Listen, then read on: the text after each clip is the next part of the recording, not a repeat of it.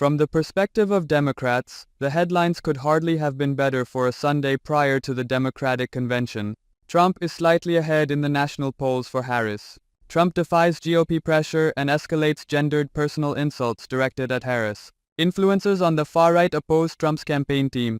Yes, that's a good thing. Trump transformed the Democratic Party into a pitiless machine. The most recent trend lines from 4 polls, National, Michigan, Wisconsin, and Pennsylvania, were displayed on the homepage of the New York Times.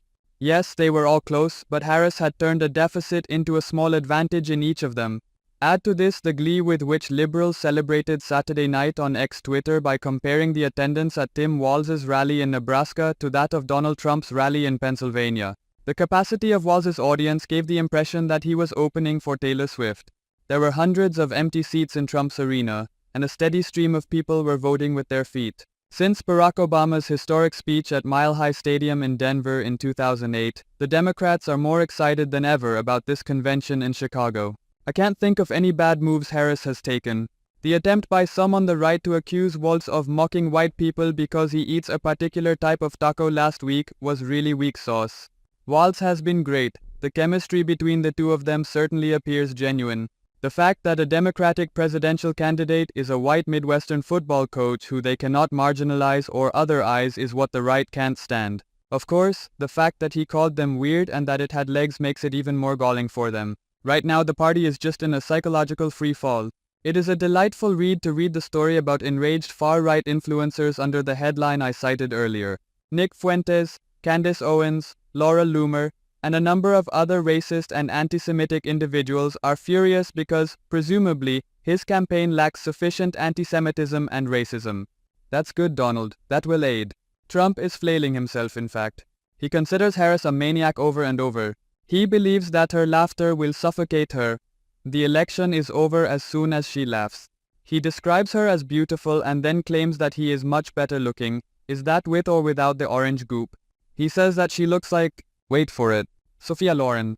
I have a picture of Sophia Loren. Most people my age do. But be honest. Do you recall Bob Dole's reference to the Brooklyn Dodgers? These blunders ought to begin to add up now that Trump is the incumbent in this race. However, his current obsession with communism is the big flailing sign. With her talk of price controls, she has become full communist. See, Kamala even sounds a little bit like communist. Riffing on that is considered clever by Trump. What Harris proposed, among numerous different thoughts, was a government exchange commission crackdown on post-pandemic cost gouging. There is no serious dispute that there has been and continues to be some price gouging. However, economists generally despise the government intervening because, according to these economists, the government is never supposed to interfere with the glorious free market. Surprisingly, a notable individual once disagreed with that. He authorized the Justice Department to establish a COVID-19 hoarding and price gouging task force by signing Executive Order 13910. Do you want to make a guess? A hint for you. The order was signed by him on March 18, 2020 when he was president. Yep, Trump, Donald. Now, many will assert that we were not experiencing a crisis at the time. It is true. Despite this, we are aware that corporate profits have reached all-time highs. See this graph. Isn't it the government's responsibility to say, no you don't, if some businesses raise their price?